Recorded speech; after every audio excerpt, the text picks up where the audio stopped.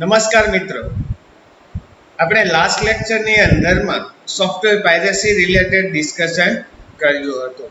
Next જે question related આપણે discussion કરવા જઈ રહ્યા છીએ, concept of freeware, shareware and licence to related of software, કે જે અત્યારે માર્કેટની અંદરમાં સોફ્ટવેર જે ડિફરન્શિયલ કંપની પ્રોડક્શન કરે છે, જે સોફ્ટવેર બનાવે છે, એને માર્કેટની અંદર કઈ રીતે લોન્ચ કરે છે એના રિલેટેડ છે. કે ફ્રીવેરની અંદરમાં એ શેર કરે છે, નોર્મલી શેરવેરના માધ્યમથી એકબીજા યુઝરો પાસે એ સોફ્ટવેર પહોંચે છે, કે યુઝરોને લાયસન્સ વર્ઝન પરચેસ કરીને એ સોફ્ટવેર ખરીદવો પડે છે. એના રિલેટેડ આપણો નેક્સ્ટ ક્વેશ્ચન છે, as a concept of freeware, shareware and licence two.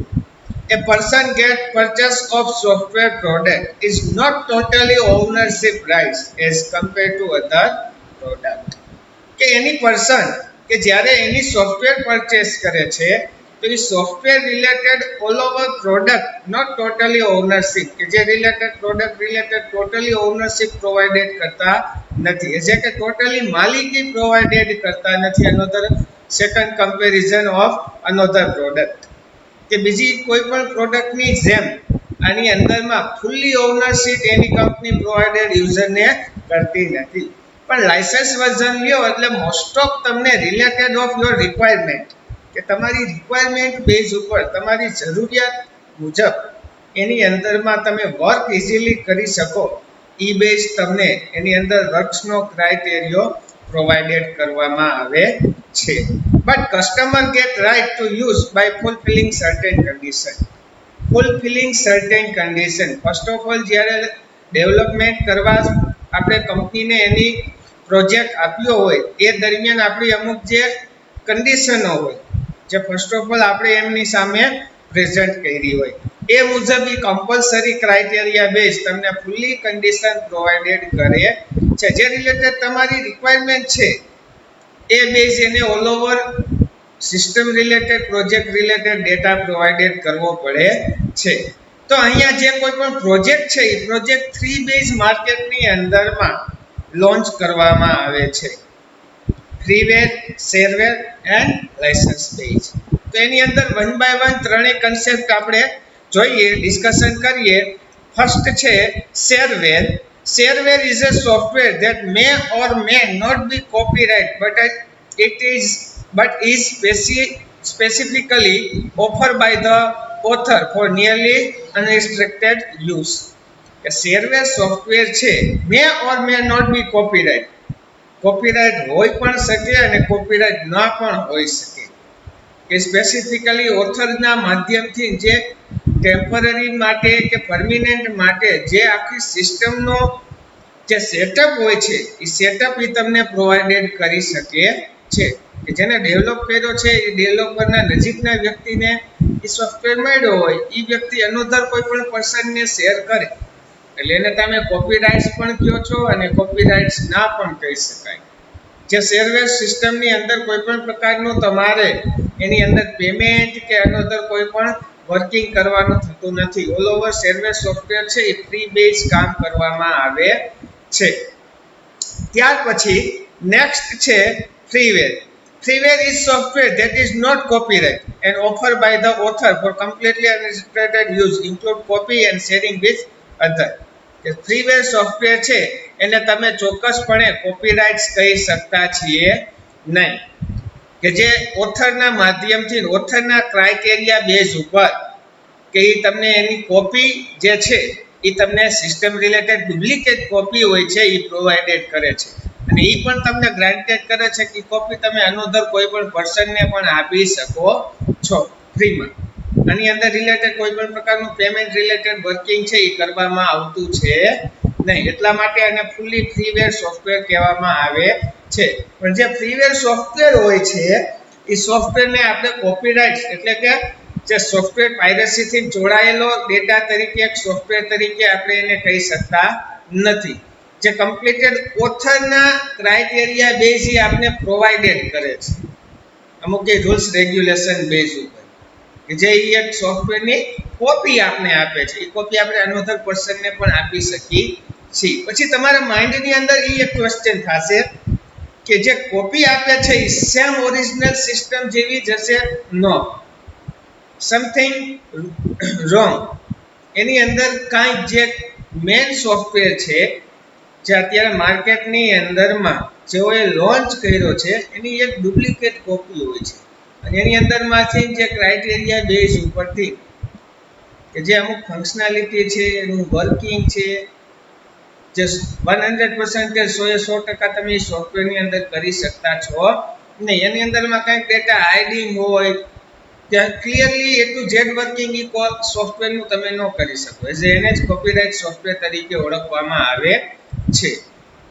And next લાસ્ટની અંદર licence tool. The licence is the person accept of software, કે કોઈ પણ પર્સનને પોતાના પ્રાઇવેસી માટે જે સોફ્ટવેર પરચેસ કરવું હોય તો એની કંપની પાસેથી એ સોફ્ટવેર પરચેસ કરી શકે છે, જે પેમેન્ટ કરીને એઝ એ મની પ્રોવાઇડેડ કરીને એને લાયસન્સ ટૂલ તરીકે ઓળખવામાં આવે છે. Related documentation known as name of software product and give consent to term and condition, કે જે રિલેટેડ એ સોફ્ટવેર રિલેટેડ જે ડિફરન્શિયલ ડોક્યુમેન્ટેશન તૈયાર થાય છે જેને એક બીજા નામ તરીકે ઓળખવામાં આવે છે name of software product as a NOSP.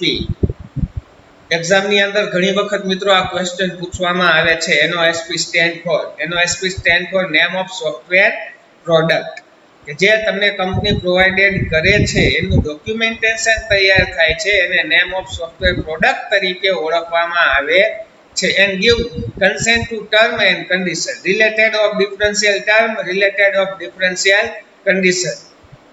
આ બધું જ એની અંદર લાયસન્સ ટૂલની અંદર યુઝર અને અનધર કોઈ પણ ડેવલપમેન્ટ કંપની રિલેટેડ વચ્ચે કોમ્યુનિકેશન બેઝ ઉપર આખું એક પ્રાઇવેસી સ્ટેટમેન્ટ તૈયાર થતું જોવા મળે છે. The name of software supplier is a NOSS. The name of software supplier is a license give a non-exclusive and non-transferable license to use NOSP.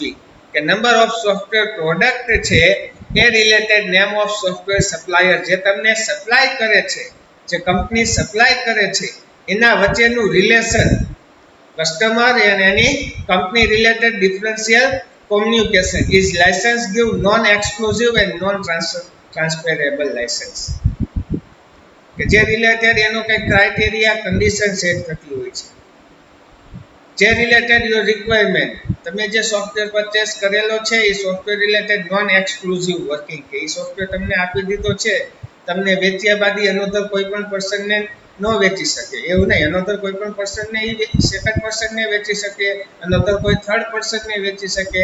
Non transferable, કે જે મારી પાસે સોફ્ટવેર છે એ અનધર કોઈ પણ ટ્રાન્સફર પણ ના કરી શકું. એ તો જે પર્સનલ ક્રાઇટેરિયા બેઝ એની અંદર સેટિંગ થતું જોવા મળે છે. Two types of license are available for the NOSP. NOSP is a name of software product and NOSS as a name of software supplier. કે જે બે પ્રકારના અત્યારે માર્કેટની અંદરમાં લાયસન્સ વર્ઝન સોફ્ટવેર અવેલેબલ જોવા મળે છે. ફર્સ્ટ છે limited period use and second છે પરમિનન્ટ યુઝ. કે લાયસન્સ વર્ઝન સોફ્ટવેર લ્યો છો પણ તમે limitation period 1 month 2 month 3 month for example તમને વ્યૂ કરું તમારી સામે તો અત્યારે જે મોસ્ટ ઓફ જે સિક્યુરિટી બેઝ ઉપર આપણા સિસ્ટમને સેફ રાખવા માટે દરેક મોસ્ટ ઓફ સ્ટુડન્ટ યુઝર અત્યારે એન્ટીવાયરસનો યુઝ કરવામાં આવે છે. કરીએ છીએ આપણે બધા મોસ્ટ ઓફ ઘણા બધા સ્ટુડન્ટના લેપટોપની અંદરમાં હું ઘણીવાર જોતો હોઉં છું એન્ટીવાયરસ જે સોફ્ટવેર હોય છે જે લાયસન્સ વર્ઝન એ આપણે ઇન્સ્ટોલેશન કરીએ છીએ જેથી આપણે સિસ્ટમ સેફ રહી શકે. જે ડિફરન્શિયલ અત્યારે માર્કેટની અંદર વાયરસ છે એનાથી આપણી સિસ્ટમ સેફ રાખી શકીએ. તો એ જે એન્ટીવાયરસ છે એ પરમિનન્ટ નથી, એ લિમિટેડ પીરિયડ યુઝ છે. લિમિટેડ પીરિયડ એટલે 12 મંથ એટલે 1 યર. એક વર્ષ કમ્પ્લીટેડ પૂરું થાય એટલે એ વાયરસનું જે છે સેટઅપ એ એક્સપાયર થઈ જાય છે. અનધર તમારે વળી રિન્યુ કરાવ છે એટલે વળી અનધર 1 યર પ્રોવાઇડેડ કરે. તો એ એક લિમિટેડ ક્રાઇટેરિયો છે. એવું કંઈ ફિક્સ ન હોય દરેક સોફ્ટવેરની અંદર કે 1 યર, 6 મંથ હોય 3 મંથ હોય, જે રિલેટેડ યુઝર રિક્વાયરમેન્ટ બેઝ હોય. એન્ડ ત્યાર પછી પરમનન્ટ યુઝ, કે તમે એક વખત પરચેસ ખરીદી લ્યો છો, એક વખત ખરીદી કરી લ્યો છો, ત્યાર પછી તમે પરમિનન્ટ લોંગ ટાઈમ સુધી સોફ્ટવેરનો યુઝ કરી શકો છો. મિડલની અંદરમાં તમારે કોઈ પણ પ્રકારમાં રિન્યુઅલ ચાર્જ કે અનધર ચાર્જ આપવાનો થતો હોતો નથી. જે કંપનીએ ક્રાઇટેરિયા બેઝ ઉપર સર્વિસીસ પ્રોવાઇડેડ કરેલી હોય છે ને એની અંદર કોઈ પણ પ્રકારની મિસ્ટેક આવે લોંગ ટાઈમ પછી, તો એ જે સર્વિસ આપે તો એના રિલેટેડ ચાર્જ પ્રોવાઇડેડ કરતા હોય છે, નો પ્રોબ્લેમ, એ એક આપવાનો થતો હોય. પણ સોફ્ટવેર રિલેટેડ તમારે સેટઅપ રિલેટેડ એનો કોઈ પણ ચાર્જ આપવાનો થતો હોતો નથી. એઝ એ પરમિનન્ટ યુઝ, કે તમે એક વખત જે સોફ્ટવેરની ખરીદી કરી લીધેલી છે એને અનલિમિટેડ તમારી રિક્વાયરમેન્ટ ઉપર તમે એનો યુઝ કરી શકો છો. Clear student? Next, pre request fees. Pre request fees એટલે કે આપણે જ્યારે સોફ્ટવેર કોઈ અનધર કંપનીને ડેવલપમેન્ટ કરવા આપી છે અથવા આપણે પરચેસ કરી છે ત્યારે પહેલાથી અમુક આપણી જે રિક્વાયરમેન્ટ હોય છે એને શું કહેવામાં આવે છે? Pre request fees. અમુક આપણે વસ્તુની કોઈ પણ ખરીદી કરવા ઘણી વખત કોઈ પણ જગ્યાએ જતા હોય તો એ દરમિયાન આપણી અમુક રિક્વાયરમેન્ટ હોય છે કે આની અંદરમાં થશે, આ પ્રોબ્લેમ નહીં આવે ને, આ વર્કિંગ આની અંદરમાં થાય છે ને, આટલો ટાઈમ ચાલશે ને, તો આને શું કહેવામાં આવે છે? પ્રી રિક્વેસ્ટ ફીસ તરીકે. તો કોઈ પણ સોફ્ટવેર ખરીદી કરવા જાઓ તમે અથવા આના કોઈ પણ સોફ્ટવેર ડેવલપમેન્ટ એની કંપનીને ડેવલપમેન્ટ કરવા માટે આપો એ દરમિયાન એની યુઝરની પ્રી રિક્વેસ્ટ ફીસ તૈયાર થતી હોય છે. તો જોઈએ list out of pre request ફીસનું. નોન ટ્રાન્સફરેબલ રાઇટ, કે જે તમે સોફ્ટવેર પરચેસ ખરીદેલો છે, ખરીદેલો સોફ્ટવેર છે એને તમે અનધર કોઈ પણ પર્સનને ટ્રાન્સફર કરી શકો નહીં જ્યાં સુધી તમે એ સોફ્ટવેરનો યુઝ કરો છો ત્યાં સુધી. અનધર કોઈ પણ પર્સનને વેચી શકશો નહીં સિવાય મારા. આ એક આપણો યુનિક ક્રાઇટેરિયો હોય છે કે જે આપણે સોફ્ટવેર યુઝ કરીએ છીએ માર્કેટની અંદર બીજી કોઈ પણ જગ્યાએ જોવા મળવો જોઈએ નહીં. સોફ્ટવેર પ્રોટેક્શન રિલેટેડ ઓફ જે આપણે સોફ્ટવેર પરચેસ કરેલો છે એની અંદરમાં પ્રોટેક્શન સિક્યુરિટી મેન્ટેન થતી હોવી જરૂરિયાત છે, જેથી એની અંદરનો આપણો ડેટા છે જે સેફ રહી શકે. આપણે આગળનો ક્વેશ્ચન જોયો તો સોફ્ટવેર પાયરેસી રિલેટેડ, કે જે અત્યારે માર્કેટની અંદર એવા ડિફરન્શિયલ ઘણા બધા વાયરસ છે અને ડિફરન્શિયલ ઘણા બધા હેકરો છે સાયબર કાફેની અંદરમાં, કે એનાથી આપણો સોફ્ટવેર અને આપણા સોફ્ટવેરની અંદર ડેટા સેફ રહી શકે એટલા માટે સોફ્ટવેર રિલેટેડ પ્રોટેક્શનનો ક્રાઇટેરિયા આપણે ડેવલપર પાસે છે, કંપની પાસે છે, એ રિક્વાયરમેન્ટ માંગતા હોઈએ છીએ. Non exclusive right. એક્સક્લુઝિવ એટલે એકમાત્ર અને નોન એક્સક્લુઝિવ રાઇટ્સ, કે અનધર કોઈ પણ પર્સનને એ સોફ્ટવેર છે આપણા સિવાય આપણા અનધર કોઈ પણ ઓફિસ કે અનધર કોઈ પણ પાર્ટનરને પ્રોવાઇડેડ કરવો હોય તો કરી શકતા હોય એના રિલેટેડ એક્સક્લુઝિવ રાઇટ્સ આપણે કંપની પાસેથી માગી છે કે મારે આ સોફ્ટવેર કોઈ પણને અનધર પર્સનને યુઝ કરવા માટે પ્રોવાઇડેડ કરવો હોય તો એની ટાઈમ હું કરવા આપી શકતો હોય. એ બેઝ આખો એક ક્રાઇટેરિયો તૈયાર થતા હોય છે. નેક્સ્ટ છે પ્રોડક્ટ વોરંટી, કે જે કાંઈ પણ એ સિસ્ટમ છે, જે સોફ્ટવેર છે, જે પ્રોજેક્ટ છે, વોરંટી, કે લોંગ ટાઈમ સુધી કંપની છે એ સર્વિસીસ તો પ્રોવાઇડેડ કરતી હોય પણ ફ્રી ઓફમાં services 1 year most of company 1 year services provided કરતી હોય, એની ટાઈમ 1 યરની અંદર કોઈ પણ પ્રકારનો પ્રોબ્લેમ આવ્યો રિલેટેડ ઓફ ધીસ પ્રોડક્ટ તો એ દરમિયાન એ ફ્રી ઓફમાં સર્વિસીસ આપે છે, એનું સોલ્યુશન કરે છે, આ એનું વર્ક રહેતું હોય છે. એના related product warranty. Liability as a વિશ્વાસપાત્ર ભરોસાપાત્ર, કે જે સિસ્ટમ છે એ તમારી કમ્પ્લીટેડ છે, એની અંદરમાં કોઈ પણ પ્રકારની એરર બગ પ્રોબ્લેમ જનરેટ થવા જોઈએ નહીં, જેથી એની અંદરમાં મારું વર્કિંગ મને વર્ક કરવામાં કોઈ પણ પ્રકારનો પ્રોબ્લેમ આવવો જોઈએ નહીં. તમે જે મને સિસ્ટમ પ્રોવાઇડેડ કરો છો, જે પ્રોજેક્ટ આપો છો, પ્રોજેક્ટ કમ્પ્લીટેડ વર્કિંગ થતો હોવો જરૂરિયાત છે. એન્ડ લાસ્ટની અંદર ફ્યુચર રિલીઝીસ એન્ડ વર્ઝન, જે સોફ્ટવેર ડેવલપ થયો છે એના રિલેટેડ નવું માર્કેટની અંદર કાંઈ આવે તો ફ્યુચર એડેડ કરવા, ડિફરન્શિયલ વર્ઝન એડેડ કરવા, જે લાયસન્સ વર્ઝન છે એટલે મોસ્ટ ઓફ જે કંઈ પણ ક્રાઇટેરિયા બેઝ પે ઉપર કે ફ્રી ઓફમાં જે રિલેટેડ તમે સેટ કરો, સેટઅપ તૈયાર કરો એની સાથે પ્રી રિક્વેસ્ટ ટેસ્ટની અંદર ઈ બેઝ તમે એની અંદરમાં વર્કિંગ કરી શકો છો. એટલે કે ડિફરન્શિયલ ફ્યુચર છે તો એ નેક્સ્ટ ટાઈમ, લાસ્ટ ટાઈમમાં એની ટાઈમ તમે મને એની અંદરમાં એડ કરી શકો. એ સોફ્ટવેર રિલેટેડ કંઈ નવા વર્ઝન આવે છે તો એ પણ તમારે મને ફ્રી ઓફમાં પ્રોવાઇડેડ કરવા. આ રિલેટેડ લાયસન્સ વર્ઝનની અંદર વર્કિંગ કરવામાં થતું હોય છે. જ્યારે તમે કોઈ પણ લાયસન્સ વર્ઝન સોફ્ટવેર પરચેસ કરો છો ત્યારે આખું એનું એક ફોર્મ હોય છે. જે ફોર્મ આખું એક ફિલઅપ કરવાનું હોય છે અને કમ્પ્લીટેડ કરવાનું હોય છે. જે બેઝ એની અંદર મોસ્ટ ઓફ જે લાયસન્સ બેઝ ક્રાઇટેરિયા સેટ હોય છે જે ફૂલફિલમેન્ટ કરવાના થતા જોવા મળે છે. આ હતું મિત્રો આપણો question, concept of freeware, shareware and license tool. આશા રાખું છું કે બધા જ વિદ્યાર્થી મિત્રોને ઇઝીલી આ સમજાઈ ગયો ક્વેશ્ચન. જે રિલેટેડ મેં ક્વેશ્ચન રિલેટેડ નોર્મલી ડિસ્કશન કરી, દરેકના માઇન્ડની અંદર નોર્મલી સેટ થઈ ગયેલો હોય. ફ્રીવેર, શેરવેર એન્ડ લાયસન્સ ટૂલ. ત્યાર પછી આપણે જે નેક્સ્ટ ક્વેશ્ચન રિલેટેડ ડિસ્કશન કરવા જઈ રહ્યા છીએ, win runner. Win runner as a testing tools છે, ઓટોમેટેડ ટેસ્ટિંગ ટૂલ. જે ટેસ્ટ કરવા માટેનું ટૂલ્સ છે. આપણે જ્યારે લાસ્ટની અંદર અલગ અલગ ટેસ્ટિંગ માટેના લેવલ અને ટેકનિક જોઈ હતી ત્યારે મેં તમને રિલેટેડ નોર્મલી ડિસ્કશન કરી હોય છે કે આના સિવાયના અનધર માર્કેટની અંદર ટૂલ પણ આવે છે જે antivirus net protractor as a one types of tool જ છે. પણ એ ટૂલ્સ કામ શેનું કરે છે? વાયરસને સ્કેન કરવાનું કામ કરે છે. તો અહીંયા win runner as a one types of tool કે જે રિલેટેડ ટેસ્ટિંગ કરવા માટે જે જગ્યાએ કાંઈ સોફ્ટવેરની અંદર મિસ્ટેક છે, બગ છે, એને ફાઇન્ડ કરવાનું કામ કોણ કરે છે? Win runner tool. તો જોઈએ એની અંદર મિત્રો, વિદ્યાર્થી મિત્રો, one by one point. This product is nature tool that has been around since approximately 1995. કે જે એક નેચરલ ટૂલ છે, નોર્મલી જે યુઝ થતું ટૂલ્સ છે. જે આખું આનું ડેવલપમેન્ટ તો કે એપ્રોક્સિમેટલી તો કે 1995 ને આડે ગાળે એપ્રોક્સિમેટલી કીધું છે, આપણે ફિક્સ નથી કીધું. રિલેટેડ ઓફ 1995 યરને રિલેટેડ આખું આ વિન રનરનું વર્કિંગ છે માર્કેટની અંદર લોન્ચ કરવામાં આવ્યું હતું. The script is displayed as a program which can be enhanced with checkpoint logic and special programming. જે રિલેટેડ વિન રનરની અંદર જે સ્ક્રિપ્ટ છે, જે પ્રોગ્રામિંગ છે, જે પ્રેઝન્ટેશન ઓફ ડિસ્પ્લે સામે વ્યૂ કરવામાં આવે છે.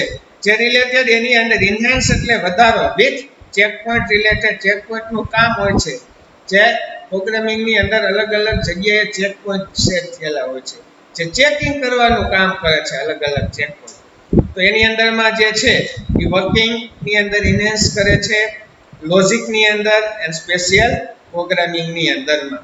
જે વિન રનર જે છે ઓટોમેટેડ ટેસ્ટિંગ કરવાનું કામ કરે છે. એનો બેનિફિટ શું છે? તો કે ડિફરન્શિયલ ચેક પોઈન્ટ છે, ચેક પોઈન્ટની અંદર ઇન્ક્રીમેન્ટ કરે છે, લોજિકની અંદર ઇન્ક્રીમેન્ટ કરે છે, અને તમારું જે સ્પેશિયલ પ્રોગ્રામિંગ છે એની અંદર પણ ઇન્ક્રીમેન્ટ થતું જોવા મળે છે.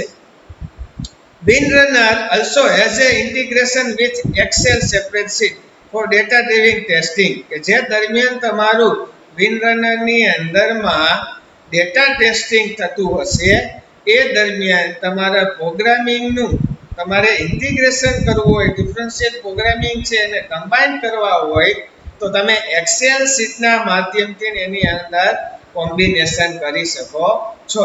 And the ability to write data over in Excel format or in a simple text file.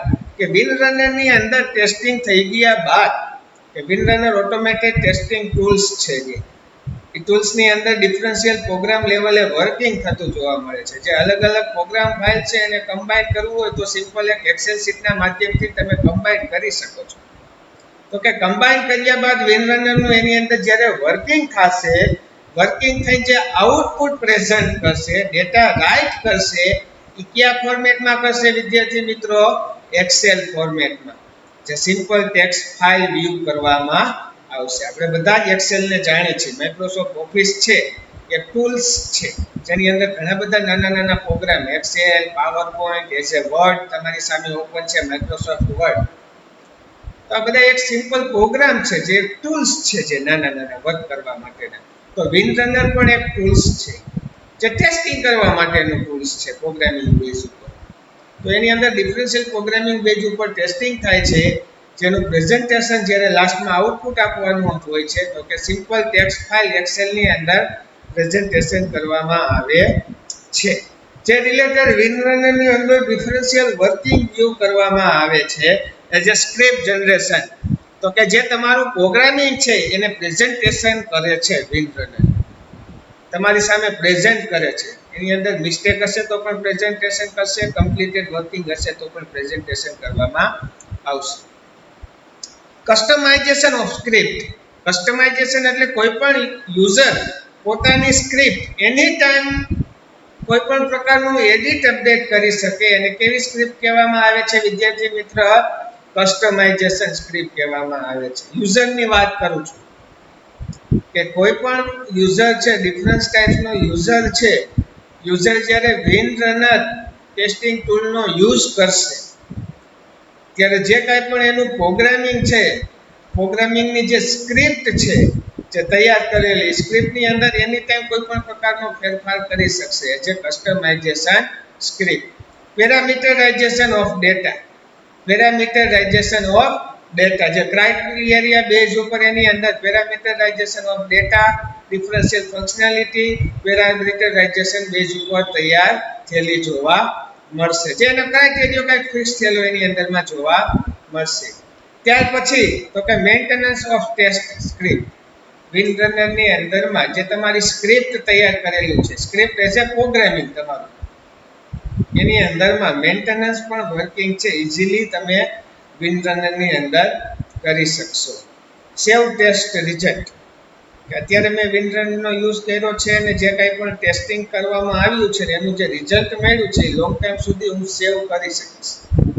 Most of output છે એ સેવ થતું હોતું નથી. તમે ટર્બોસીની અંદરમાં પ્રોગ્રામ કરો છો, તમને ખ્યાલ જ છે આઉટપુટ મારે સેવ કરવું હોય તો મે બી પોસિબલ નો. આઉટપુટ છે એ તમે સેવ કરી શકતા છો નહીં. તમારું જે પ્રોગ્રામિંગ છે એ નો ડાઉટ સેવ કરી શકો છો, પણ અહીંયા જે વિનરનરનું આઉટપુટ છે, જે રિઝલ્ટ છે, એને તમે લોંગ ટાઈમ સુધી સેવ પણ કરી શકો છો. ત્યાર પછી તો કે રેકોર્ડિંગ મોડ ઓફ વિનરનર. કે વિનરનર ડિફરન્શિયલ મોડ ઉપર કામ કરે છે. એ બેઝ ઉપર ડિફરન્શિયલ એના રેકોર્ડિંગ મોડ છે. Two types of recording mode. First છે context sensitive recording and analog recording. તો એની અંદર ફર્સ્ટ જોઈએ context sensitive recording. Context sensitive mode record user action on the application under test. કે context sensitive રેકોર્ડિંગની અંદર શું હોય છે તો કે વિનરનરની અંદર જે યુઝર વર્ક કરે છે, જે યુઝર એની અંદરમાં જે ડિફરન્શિયલ વર્ક કરે છે, જે એક્શન અલગ અલગ યુઝર થકી થઈ હોય છે, એને કંટ્રોલિંગ જે છે એ રેકોર્ડિંગ સેન્સિટિવ રેકોર્ડિંગની અંદર થતું જોવા મળે છે. Test in term of selected GUI as a graphic user interface object like window, list and button etc. કે જે ગ્રાફિક યુઝર ઇન્ટરફેસ ડિફરન્શિયલ છે, text box, Windows, differential list, differential button, આ બધા જ એક ઓબ્જેક્ટિવ છે. શેના ઓબ્જેક્ટિવ છે? GUI ના. GUI નું પૂરું નામ શું થાય વિદ્યાર્થી મિત્રો? Graphic user interface. આ દરેક જે ગ્રાફિક યુઝર ઇન્ટરફેસ છે એ work in context sensitive recording.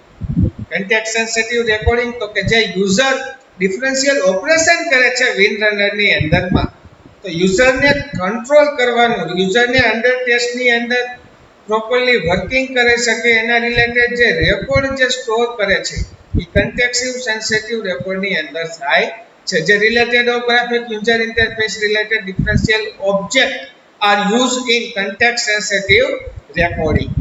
ત્યાર પછી નેક્સ્ટ આવે છે analog recording. Analog mode record use clicks, keyboard input and the precise true dimension XY coordinate by the mouse.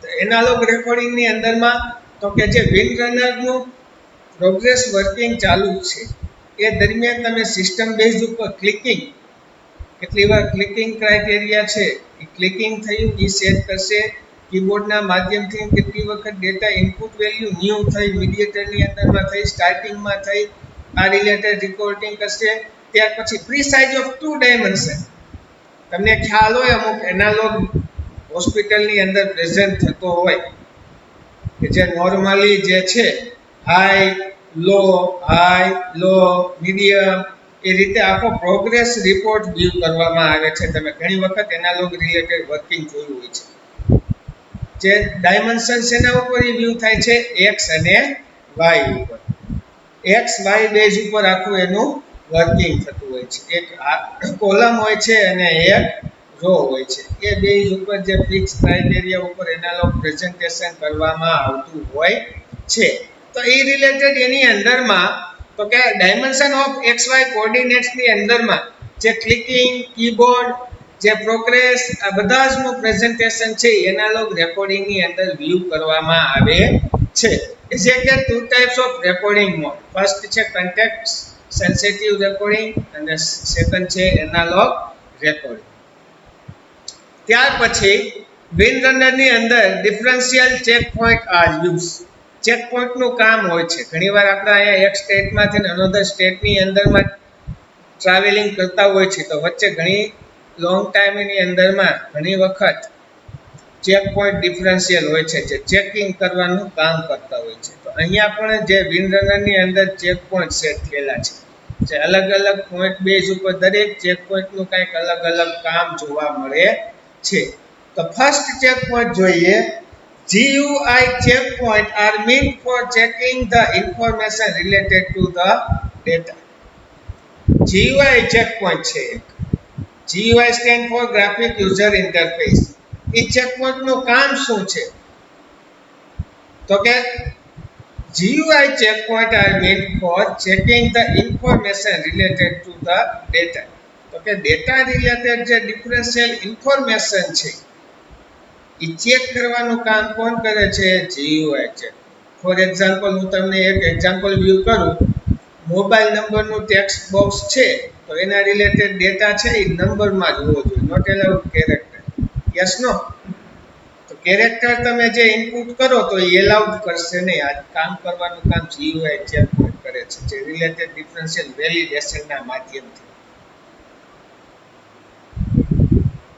Email address છે તો એની અંદર કમ્પલસરી સાઇન નો યુઝ થતો હોવો જોઈએ સાઇન વગર ઈમેલ એડ્રેસ ક્રિએટેડ થઈ શકે નહીં તો એની અંદર એ સિમ્બોલિક જે વર્કિંગ થવું કમ્પલસરી જરૂરિયાત છે આ GUI ચેક પોઈન્ટનું કામ છે ત્યાર પછી તો કે we can check whether a particular button is enable or identify the item selected in list તો કે GUI રિલેટેડ સેકન્ડ એને એક્ઝામ્પલ આપ્યું છે બટન રિલેટેડ કોઈ પણ આપણે બટન સેટ કરેલું હોય છે તો એ બટન સેટ કરેલું હોય છે એ બટનની પ્રોપર્ટી કમ્પલસરી ઇનેબલ હોવી જરૂરિયાત છે તો એ બટન પ્રોપર વર્કિંગ કરી શકશે જે ડેટા આપણે ફિલ કરેલો છે એના રિલેટેડ ઇનપુટ કરી શકશે ડેટાને રીસેટ કરી શકશે ક્લિયર કરી શકશે ડિલીટ કરી શકશે આવા ડિફરન્શિયલ ઓપરેશન બટનના માધ્યમથી થતા હોય છે પણ એ ક્યારે થાય તો કે બટનની પ્રોપર્ટી જે છે ઇનેબલ હોય તો બટન ડિસેબલ હોય તો આગળના એક પણ ઓપરેશન થશે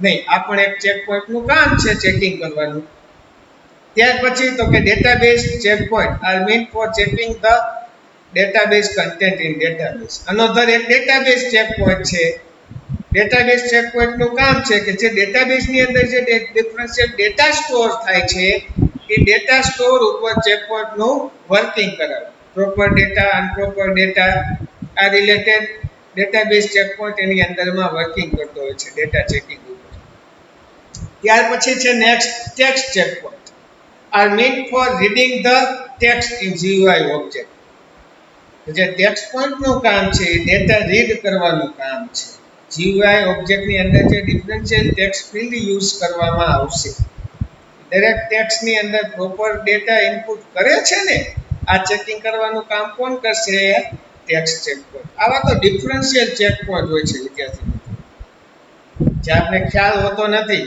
કે ચેકિંગ કરવાનું કામ કોણ કરે છે. વિન્ડ રનર ટૂલ્સની અંદર આ બધું જ વર્કિંગ થતું જોવા મળે છે. જે વિન્ડ રનર ટેસ્ટિંગ જે છે એ રિલેટેડ એની અંદર પ્રોપર બેઝ વિન્ડ રનર જે છે જે આખી આપણે ડેટા ઉપર વર્કિંગ કરતું એક ઓટોમેટેડ ટેસ્ટિંગ ટૂલ છે જે પ્રોગ્રામિંગ બેઝ એની અંદરમાં વર્કિંગ થતું જોવા મળે છે. એવું પણ કહી શકું કે મોસ્ટ ઓફ વિન્ડ રનર છે વર્ક ઓન પ્રોગ્રામિંગ સાઇડ કે જે ડિફરન્શિયલ પ્રોગ્રામિંગ સાઇડ એની અંદર વર્કિંગ થતું જોવા મળે છે. આ હતું wind runner automated testing tool. ત્યાર પછીનો આપણો નેક્સ્ટ ક્વેશ્ચન છે લોડ રનર. તો લોડ રનર નું વિદ્યાર્થી મિત્રો આપણે નેક્સ્ટ લેક્ચર ની અંદર જ્યારે પણ મળશું ત્યારે લોડ રનર રિલેટેડ આપણે ડિસ્કશન કરશું. તો અત્યારે હું અહીંયા આજનો લેક્ચર સમાપ્ત કરું છું.